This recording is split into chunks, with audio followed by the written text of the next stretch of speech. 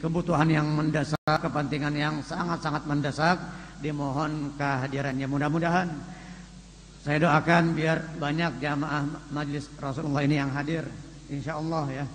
Insyaallah akan hadir. Hadirin hadirat rahimakumullah. Masih di awal pembahasan masalah salat. Salat yang merupakan tiang agama. As-salatu imaduddin, faman aqamaha faqad aqamaddin wa man tarakaha faqad hadamaddin.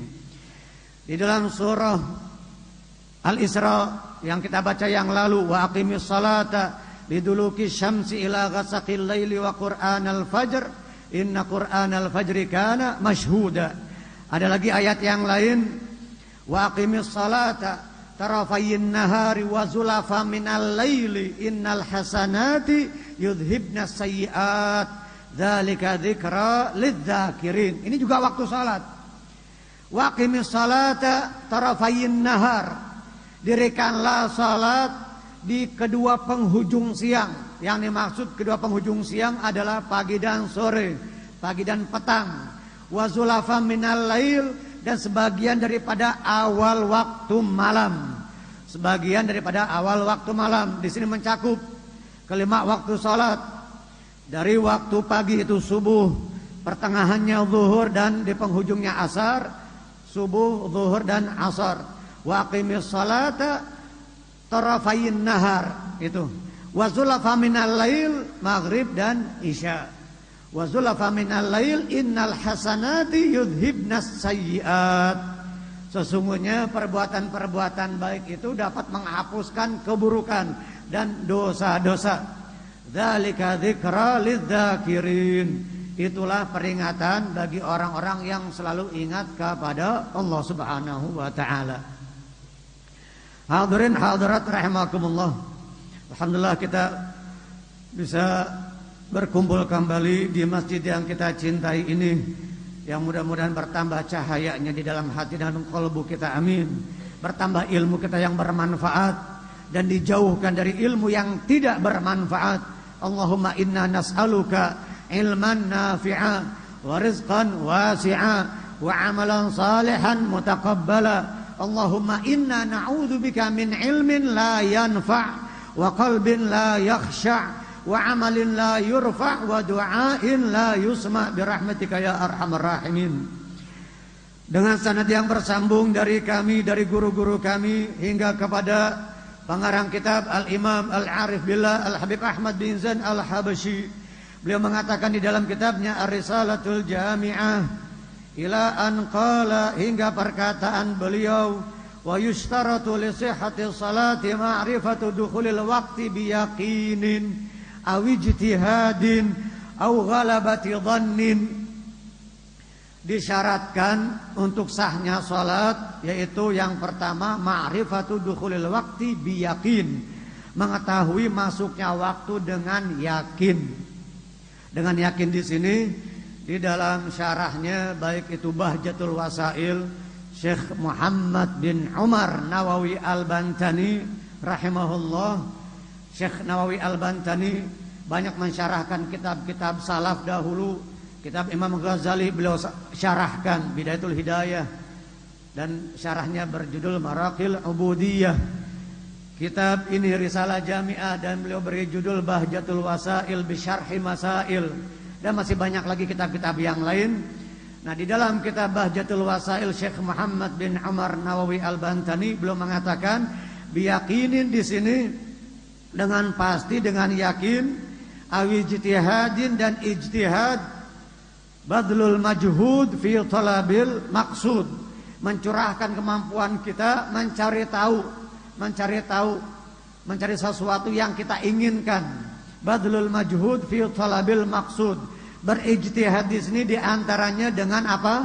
Di dalam kitab Bahjatul Wasail dikatakan dengan suara kokoknya ayam jago yang sudah teruji, bisyahidikin mujarrab, dengan suara kokoknya ayam jago yang sudah teruji, yang sudah terbukti. Katakan baik kita maupun tetangga kita, dia punya ayam jago, yang ayam jago itu selalu kalau dia berkokok subhanallah tepat di waktu subuh tiba. di waktu terbit fajar shadiq, menandakan masuknya waktu subuh. Dan itu sudah bertahun-tahun, sudah teruji demikian. Maka ketika kita tidak mengetahui bagaimana cara mengetahui waktunya salat, atau juga tidak ada jam sebagai penentu waktu, tidak ada suara muadzin di masjid dan di musholla, lalu kita mendengar suara kokoknya ayam jago yang sudah terbukti dan teruji, maka kita yakin bahwasanya ini masuk waktu subuh. Au bi khiyatatin, atau juga dengan menjahit. Seseorang punya profesi keahlian dia menjahit atau yang lainnya, katakan di situ menjahit. Di dalam kitab Bahjatul Wasail tersebut, dia biasa membuat satu potong baju katakan 2 jam. Tadi dia memulai menjahit bajunya itu jam 10 pagi. Karena memang dia sudah lazim, sudah sering kali kalau dia menjahit satu potong baju itu kurang lebih sekitar 2 jam, maka ini berarti sudah masuk waktu zuhur, sudah sekitar jam 12-an. Atau juga dengan profesi yang lain, bahkan mungkin dia dengan wiritannya, dikatakan di dalam kitab tersebut, dia membaca sholawat katakan 1000 kali berapa? Sholawat 1000 kali dia menjahit satu potong baju itu kurang lebih mulai jam 12. Beritanya dikatakan di dalam kitab tersebut waktu zuhur, dia membaca sholawat pukul 12. Katakan 1000 kali berapa? Kalau dia baca sholawat 1000 kali dia menjahit 1 jam baju itu, jadi dia mulai jam 12. Sudah teruji dan sudah terbukti, dengan catatan sudah teruji dan terbukti. Kalau baru hanya 1000 kali, 2 kali, belum teruji, kalau dia menjahit 1 jam baju itu, jadi dia mulai jam 12. Ceritanya sudah terbukti dengan cara berupaya untuk mencari tahu. Atau juga dengan berjalan kaki. Jamaah yang dari Al-Munawwar, mungkin dia berjalan kaki ke Masjid Al-Ma'mur di Tanah Abang, katakan begitu ya, atau ke Istiqlal. Katakan waktunya 2 jam untuk berjalan kaki ke sana. Tadi dari Al-Munawwar kita berjalan, waktu menunjukkan pukul 10 pagi. 2 jam berarti sudah masuk waktu zuhur ketika kita tiba di tempat tujuan. Karena kita sudah sering kali berjalan kaki, waktunya seperti itu, tidak meleset. Atau juga dengan keahlian dan pekerjaan yang lainnya yang sudah terbukti dan teruji. Sekali lagi, itu termasuk daripada bagian ijtihad. Baik dengan yakin, dengan kita mengetahui masuknya waktu sholat tersebut dengan cara melalui matahari, seperti masuknya waktu subuh dengan terbitnya fajar shadiq, berakhirnya dengan terbitnya matahari, bitulu'il fajr shadiq ila tulu'i syams, terbitnya fajar shadiq sampai terbitnya matahari, itu masuknya waktu subuh. Kalau kita sudah mengetahui waktu-waktu itu, tentu kita bisa dengan mudah, dan cuaca cerah bagus, umpama di waktu zuhur dan asar dan seterusnya. Atau juga dengan kita mengetahui dari orang yang dapat dipercaya, orang yang fiqh, yang dia mengetahui masuknya waktu salat. Atau juga dia mendengar muadzin yang mu'taman, yang dapat dipercaya. Itu juga bagian daripada kita mengetahui masuknya waktu dengan yakin. Karena orang yang fiqh, yang dapat dipercaya tadi, dia melihat langsung tanda-tanda masuknya waktu salat, atau dia mendengar muadzin yang dapat dipercaya. Sehingga di dalam hadis dikatakan al-imamu dhaminun wal muadzinu mu'taman. Imam salat dhamin, dia penanggung jawab, dan dia menjadi perwakilan, wakil kita di dalam berkhitab, berdialog dengan Allah Subhanahu wa taala. Makanya yang diutamakan tentu yang lebih menguasai masalah fikih, khususnya fikih salat, fiqhus salat, yang dikedepankan, yang dimajukan untuk menjadi imam. Tentu bukan hanya ilmu saja, kesalehannya juga dari segi dia tuanya, juga dari kalau dia memiliki kelebihan, dia dari bangsa Quraisy, dia sulalah, dia min ahlil baitin Nabi sallallahu alaihi wasallam. Ini juga ada hadis dikatakan qaddimu Quraisyan, dahulukan dari bangsa Quraisy dan seterusnya, khususnya masalah salat, masalah fikih yang harus kita ketahui. Walaupun mungkin dia lebih muda, ada orang yang lebih tua namun dia kurang paham masalah salat, masalah fikih, maka yang lebih utama al-afdal, al-aula adalah yang muda tadi. Walaupun dia lebih muda usianya, tapi dia lebih paham memahami masalah fikih salat khususnya. Ma'rifatu dukhulil waqti biyaqinin aw ijtihadin, dengan berijtihad tadi, mencari tahu. Au ghalabati dhannin, atau juga dengan sangkaan dugaan yang kuat. Ghalabati dhannin, dengan dugaan sangkaan yang kuat, seperti tadi dia mengira ini sudah masuk waktu dengan cara dia membaca wirid, dia mendengar sesuatu tanda yang menandakan masuknya waktu sholat, dan itu sudah teruji dan terbukti, maka itu juga termasuk hal-hal yang diperbolehkan bagi dia, sudah boleh melaksanakan salat. Fa in shalla ma'a syakki lam tasihha salatuhu. Jika dia salat padahal dia syak, ragu, dengan keraguan, maka tidak sah salatnya. Jadi harus yakin. Baik yakin tadi dengan pembahasannya, atau juga dengan berijtihad, au ghalabati dhannin, atau juga dengan sangkaan dugaan yang kuat. Kalau dia masih syak, jadi ada 3 tingkatan mengenai dugaan ini. Yang pertama al-wahm. Al-wahmu dalam kitab disebutkan al-wahmu. Al-wahm ini sangkaan dugaan yang lemah, kurang dari 50%. Kurang dari 50% disebut wahm. Kalau setengah-setengah, 50-50, 50% itu disebut syak, ragu. Nah, ragu ini, syak ini 50% ke iya, 50% juga ke tidaklah. Antara na'am dan la-nya itu setengah, sama 50%. Itu disebut syak. Nah, sementara kalau dugaan kita lebih kuat, melebihi 50%, itu disebut dhon. Dhanna yadhunnu, menyangka atau menduga, dugaan yang kuat yang lebih daripada 50% untuk kepada na'amnya, kepada kebenarannya. Au ghalabati dhannin fa in shalla ma'a syakki lam tasihha salatuhu. Maka jika dia salat dengan keraguan tadi, belum sampai tingkatan dhon, masih syak, maka tidak sah salatnya. Wa yushtaratu ma'rifatul qiblah, dan yang berikutnya syarat sahnya salat adalah mengetahui arah kiblat. Arah kiblat yang dahulu pernah Nabi sallallahu alaihi wasallam bersama para sahabat, kiblatnya itu ke Masjidil Aqsa di Baitul Maqdis di Palestina. Lalu Nabi lebih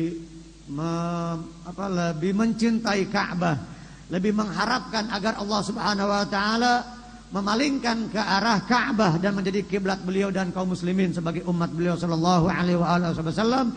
Akhirnya Allah taala memalingkan kiblat sesuai dengan apa yang disukai dan dicintai oleh Rasulullah sallallahu alaihi wasallam. Hingga di dalam pertengahan salat Nabi selalu dongak, selalu melihat ke atas, selalu menengadahkan dan melihat ke atas. Itu kalau Nabi. Kalau kita enggak boleh. Kita salat sunnahnya melihat ke tempat sujud.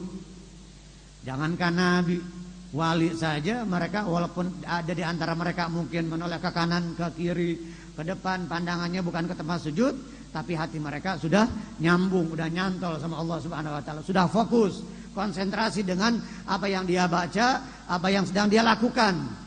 An ya'rifal insanu bima yaqulu wa yaf'al. Tapi kalau kita jangan coba-coba salat pakai noleh-noleh ke kanan dan ke kiri, sementara kita belum paham, belum ngerti yang fardu, yang rukun, yang sunnah-sunnah, kita belum ngerti, belum paham, maka kita manteng melihat ke tempat sujud. Melihat ke tempat sujud. Lain lagi mungkin kalau sudah ulama yang soleh, yang dia arif billah, yang dia sudah konsentrasi fokus di dalam bacaannya, dan dia hanya wajahnya mungkin yang berpaling atau yang menoleh, sementara hatinya tidak menoleh. Kalau kita mungkin terbalik, wajahnya ke tempat sujud tapi hati kita yang menoleh. Kalau wajah saja kita makruh menoleh, bagaimana kalau hati yang menoleh? Kalau hati yang berpaling dari Allah Subhanahu wa taala. Ini disyaratkan juga mengetahui arah kiblat. Kalau kita di dalam Masjidil Haram, di hadapan Ka'bah, maka kita wajib melihat ainul qiblah, wajib menghadap jihah kita, jihatul qiblah, arah kiblat kita langsung ke Ka'bahnya, ke ainul qiblah, itu Ka'bah.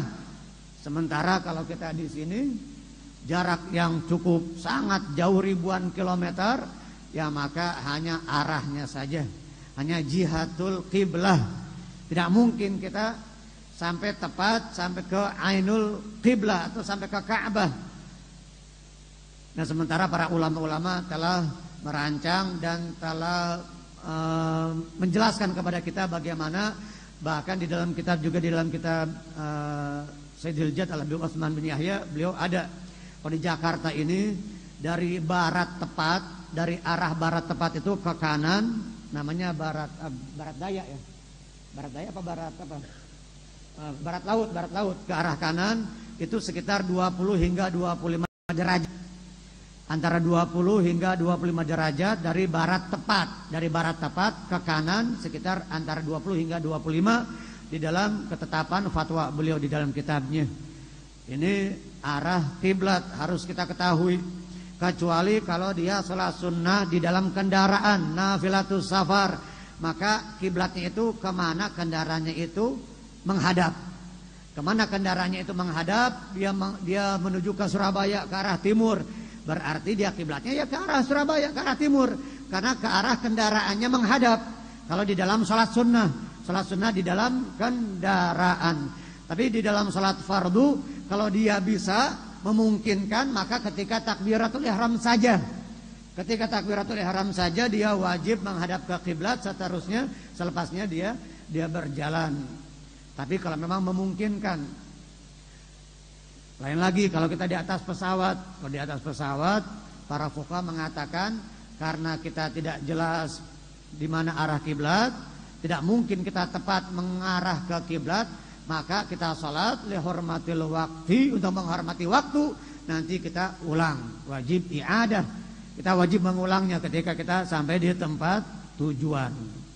Tapi tetap salat wajib.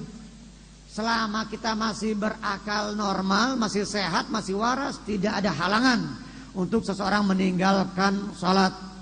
Dia tidak bisa salat berdiri, maka dia salat duduk. Tidak bisa salat dengan posisi duduk, maka berbaring. Ittija', berbaring. Seperti mayat di dalam liang lahatnya. Kepalanya di arah utara, kakinya di arah selatan. Dia menghadap ke kiblat, berbaring ke arah kanan, sebelah kanan, dan menghadap ke kiblat. Kalau dia mustalqiyan, dia celentang, mustalqiyan ala qafah, dia celentang, maka kepalanya ya ada di timur, bukan kepalanya di barat, kepalanya di timur. Dia ganjal bagian atasnya, kepala dan pundaknya, sehingga dia melihat ke Ka'bah, ke kiblat.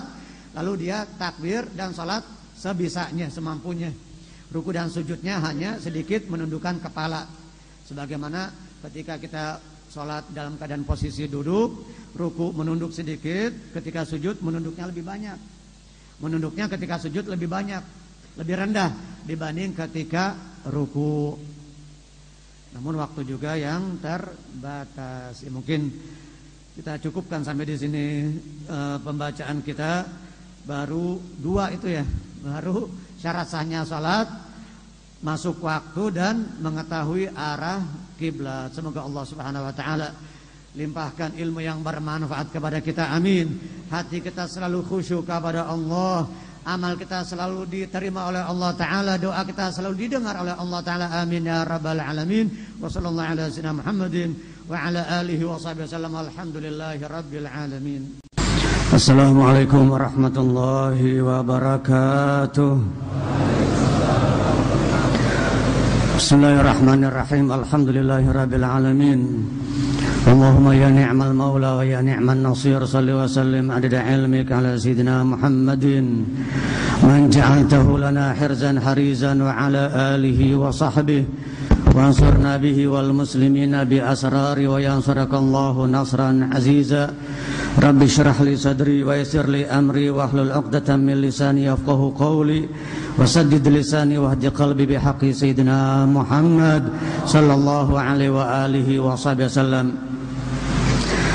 Wa وبسند المتصل إلى المؤلف رحمه الله تعالى وأدم النافع به وبعلومه وأسراره ونفحته في الدارين آمين رضي الله عنكم. ويشترط معرفة القبلة ويجب ستر العورة بساتر طاهر مباح ويجب رفع النجاسة من الثوب والبدن والمكان ويجب على القادر أن يصلي الفرض قائما. Hadirin hadirat rahimakumullah.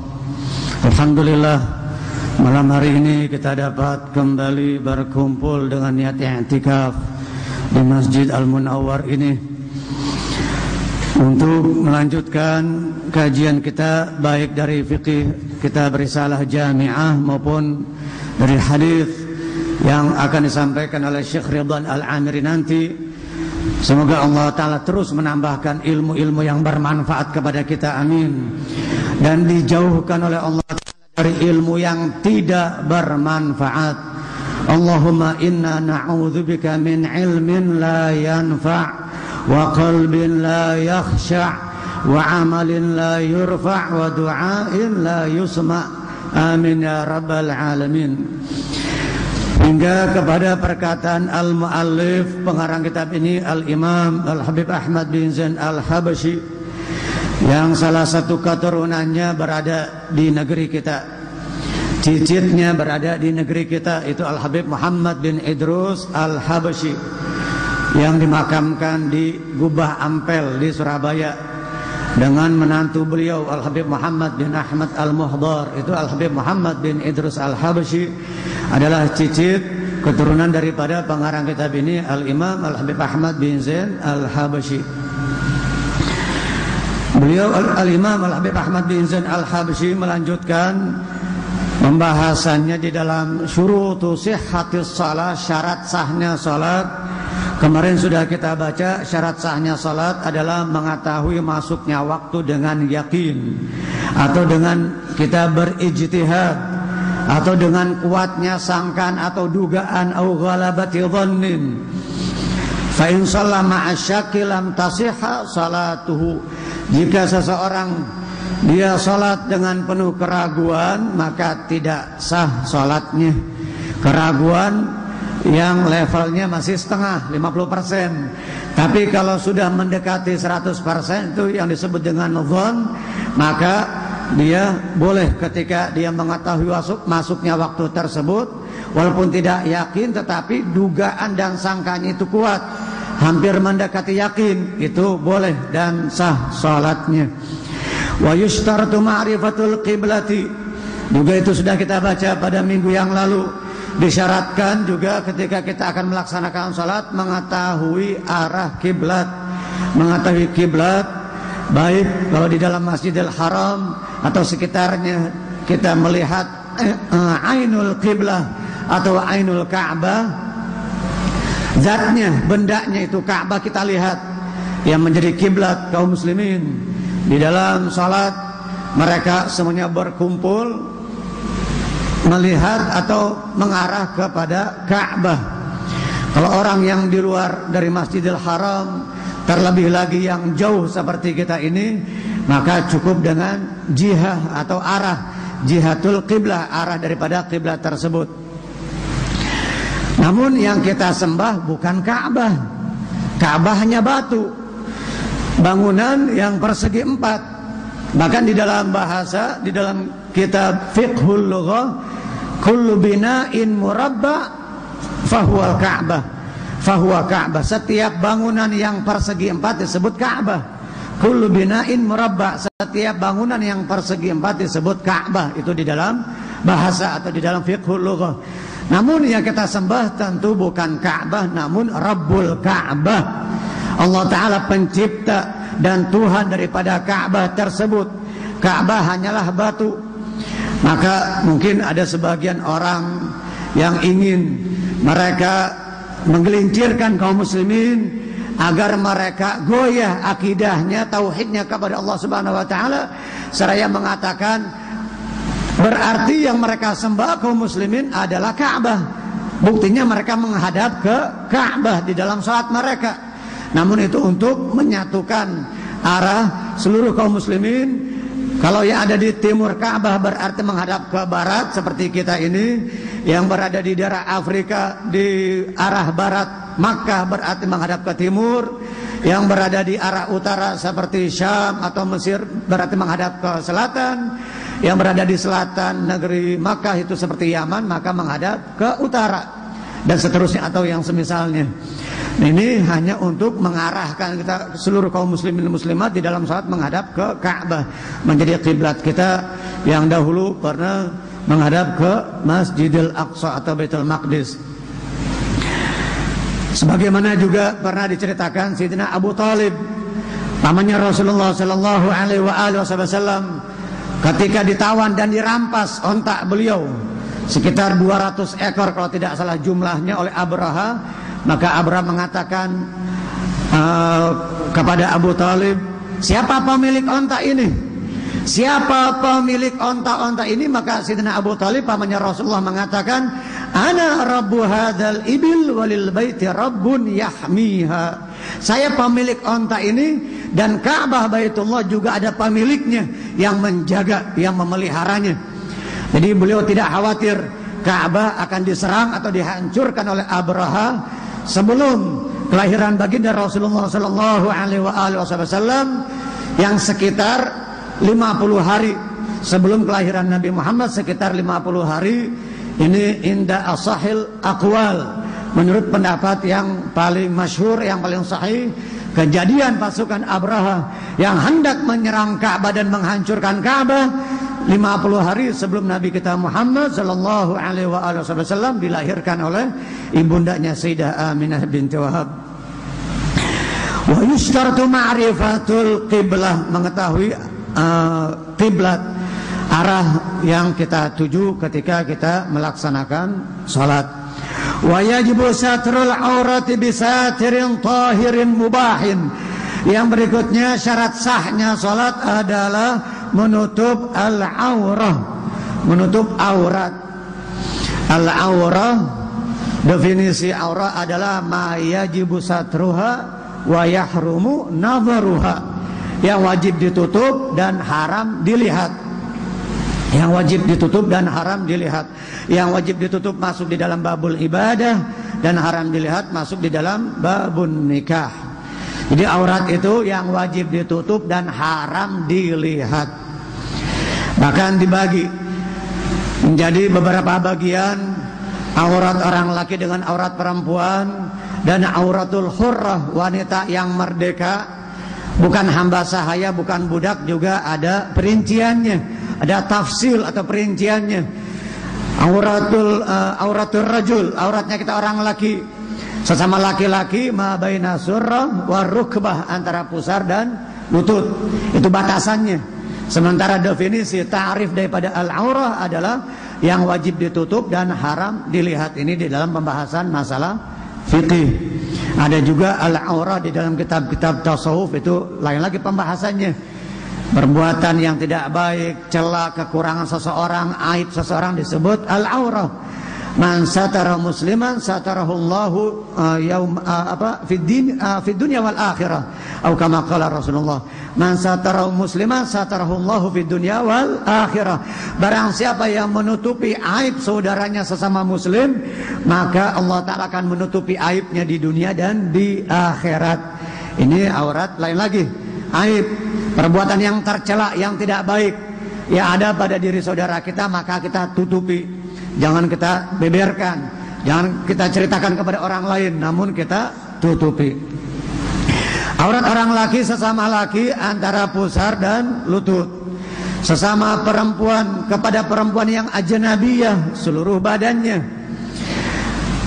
Dan kepada wanita yang mahram juga ma baina surah wa rukbah, sama antara pusar dan lutut. Kalau perempuannya itu yang mahram, bukan yang ajnabiyah. Sementara auratul hurrah, auratnya wanita yang merdeka, bukan budak, bukan hamba sahaya, atau yang disebut dengan al-amah. Amah adalah budak wanita. Zaman dahulu biasa dari pihak musuh yang kalah itu yang ditawan maka diperbudak, baik yang laki maupun yang perempuan itu dijadikan budak hamba saya dan diperjualbelikan. Nah, sementara auratnya seorang yang merdeka, wanita merdeka itu sesama perempuan ma baina surrah war rukbah. Namun sesama perempuan yang kafirat atau al-fasiqat ma yabdu indal mihnah, yang nampak ketika dia bekerja. Yang nampak maka bukan aurat. Antara perempuan merdeka, muslimah merdeka dengan wanita yang fasiqah dan kafirah. Wanita kafir dan fasiqah, nah itu bukan antara pusar dan lutut, tetapi ma yabdu indal mihnah, yang nampak ketika dia bekerja seperti leher, tangan sampai ke siku, kaki sampai ke betis, sampai ke lutut. Nah itu yang boleh terlihat, kepala sampai ke leher, tangan sampai ke siku, kaki sampai ke lutut. Nah itu mayabdu indal mihnah, yang nampak ketika dia bekerja, maka bukan termasuk bagian daripada aurat. Ini sekali lagi aurat wanita muslimah kepada di hadapan wanita, tetapi dia fasiqah atau kafirah. Tapi kalau sesama muslimah ma baina surrah war rukbah, antara pusar dan lutut. Juga inda rijalil maharim, di hadapan orang laki yang mahramnya juga ma baina surrah war rukbah, antara pusar dan lutut. Dan di hadapan lelaki yang ajnabi maka seluruh badannya. Ini pendapat yang mu'tamad, yang dikukuhkan, yang paling kuat. Aurat wanita muslimah di hadapan laki yang ajnabi bukan mahramnya seluruh badannya, hatta al-wajah wal kafain, sekalipun wajah dan kedua telapak tangannya. Namun pendapat kedua mengatakan inda amnil fitnah, itu pendapat kedua mengatakan illal wajah wal kafain, kecuali wajah dan kedua telapak tangan. Inda amnil fitnah, di antaranya Imam Syekh Al-Baijuri juga mengatakan, khususan di akhir zaman ini, kalau memang sekira-kira aman dari fitnah, tidak ada gangguan dan sesuatu yang menjadikan dia berbahaya, maka illal wajah wal kafain.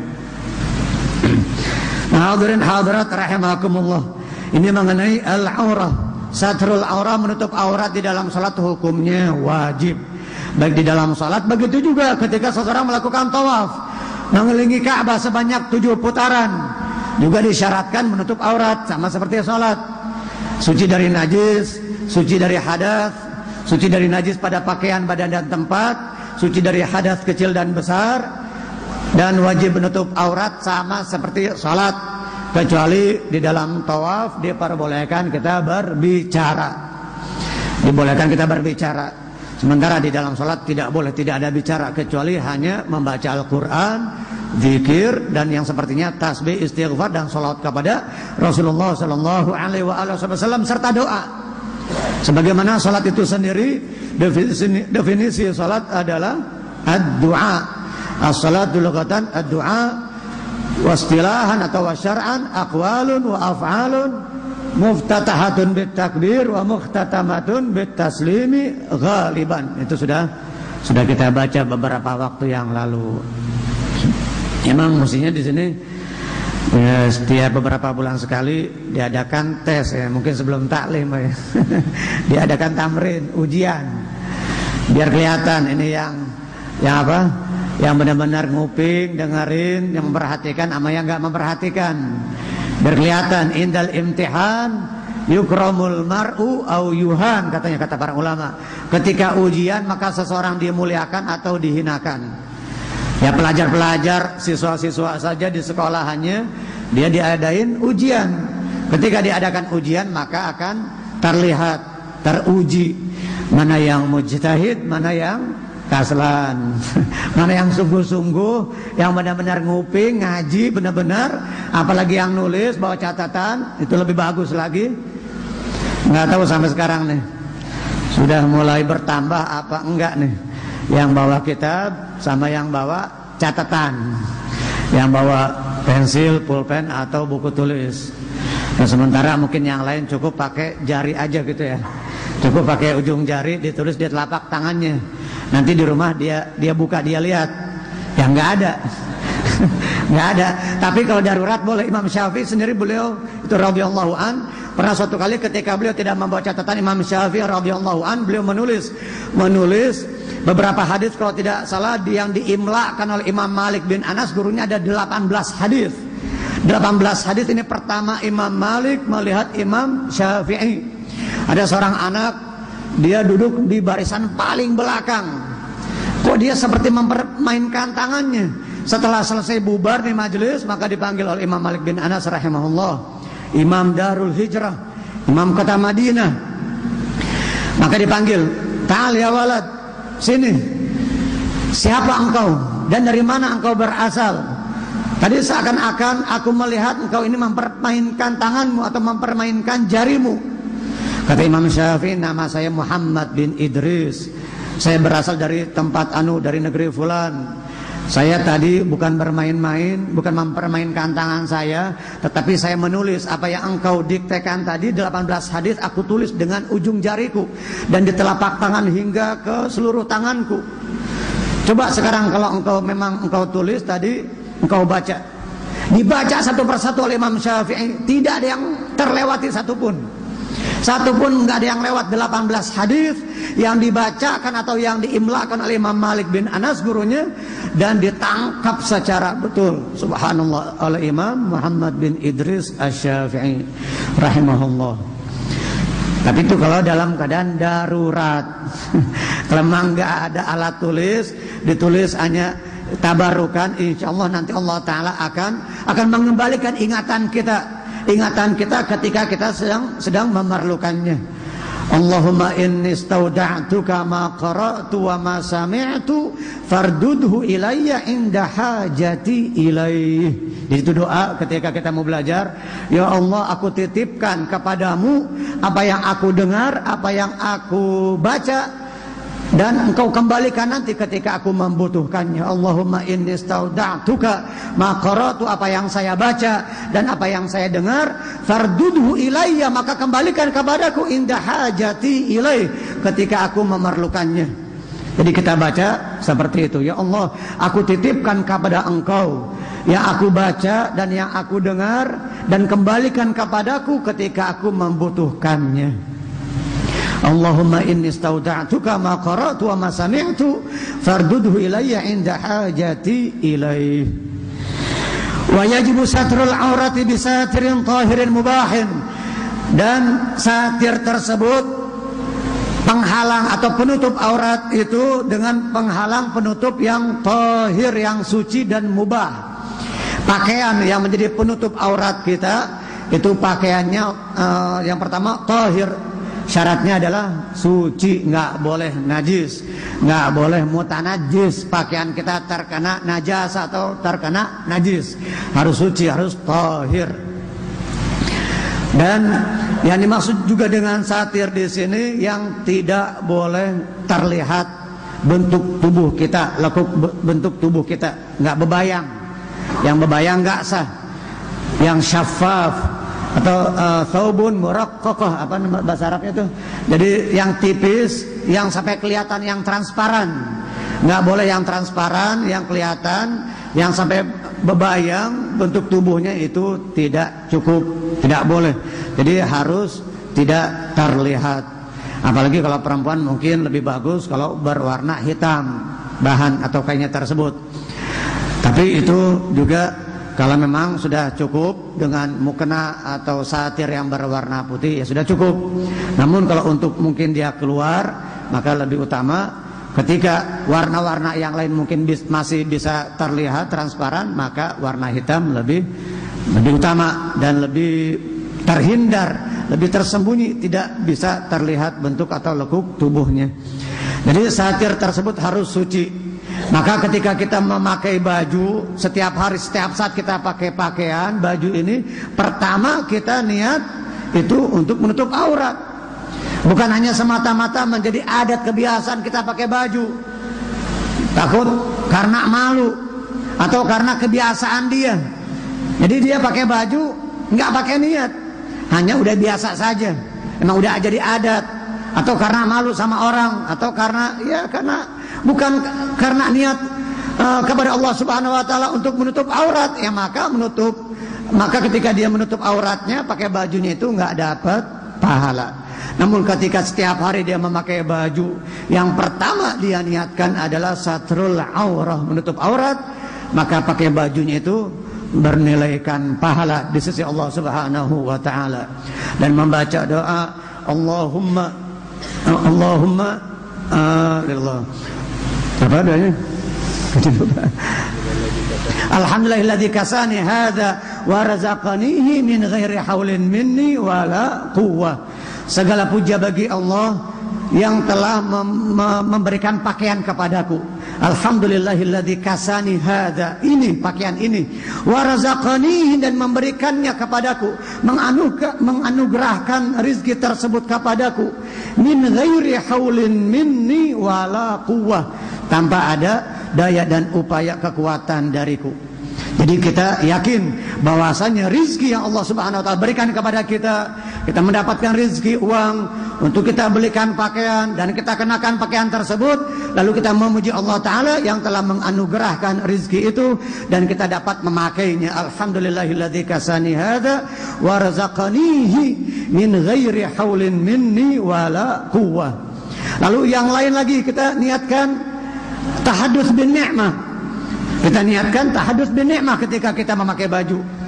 Kita menjelaskan dan kita memperlihatkan kepada Allah Subhanahu wa taala nikmat yang dianugerahkan kepada kita.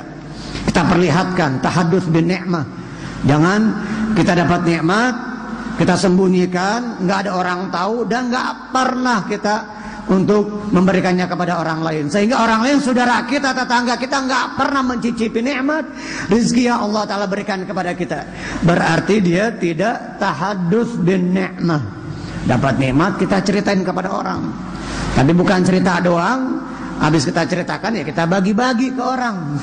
Itu makna tahadduts bin ni'mah. Kita memperlihatkan nikmat tersebut dari Allah Subhanahu wa taala dengan cara kita memakai pakaian. Khudzu zinatakum inda kulli masjid. Ambillah perhiasan pakaian kalian setiap kali sujud, setiap kali salat. Jadi khudzu zinatakum inda kulli masjid di sini bukan hanya ketika kita salatnya di masjid saja. Kita salat di rumah, di tempat yang tidak terlihat oleh orang lain. Salat munfarid sendirian, kita salat seadanya. Tapi kalau giliran ke masjid, salat berjamaah, ada orang yang lihat, baru dia pakaiannya lengkap, baru dia nutup aurat, pakainya baju panjang. Sementara dia lagi salat sendiri, bajunya tangan pendek, bahkan mungkin pakai kaos oblong, kaosnya kumal, dekil, bau ini, bau itu, segala macam. Nah ini tidak adab tentu kita di hadapan Allah Ta'ala, walaupun sudah sah menurut fikih, asalkan pusar dan lututnya tertutup, ma baina surrah war rukbah. Namun yang lengkap kita pakai baju panjang, pakai pakaian di bawah lutut hingga ke mata kaki, baik itu kain sarung, gamis atau celana yang rapi, yang bersih. Kalaupun mungkin pakai celana, kita tambahkan dengan kita menggunakan siwak, pakai siwak. Kita pakai sorban di soft awal salatnya dan di awal waktu pula dengan berjamaah. Subhanallah, fadilah demi fadilah, keutamaan di atas keutamaan kita peroleh dari Allah Subhanahu wa taala. Di awal waktu berjamaah, terutama berjamaah walaupun 2 orang, walaupun kita dengan istri, dengan anak kita 2 orang, itu sudah dikatakan berjamaah. Namun yang paling utama tentu semakin banyak semakin bagus. Apalagi itu diadakan di masjid atau di musalla, maka kita biasakan untuk memperhatikan salat kita dengan berjamaah. Walaupun mungkin kita telat pergi ke masjid, terlambat pergi ke musalla, maka kita adakan salat berjamaah di rumah kita dengan anak istri kita atau dengan beberapa orang di antara kita. Semoga Allah Subhanahu wa taala limpahkan taufiknya kepada kita sekalian, dan kita dijadikan oleh Allah taala termasuk hamba-hambanya yang memperhatikan salat, yang menjalankan salat dengan sebaik-baiknya, yang menjalankan salat diiringi dengan sunnah-sunnahnya. Allahumma ja'alna minal muqimina lis-shalah wa minal hafizina 'alaiha. Allahumma ja'alna min ahli ruku' wa min ahli sujud ya rabbal alamin. Wa sallallahu ala sayyidina Muhammadin wa ala alihi wa sahbihi wa sallam walhamdulillahi rabbil alamin.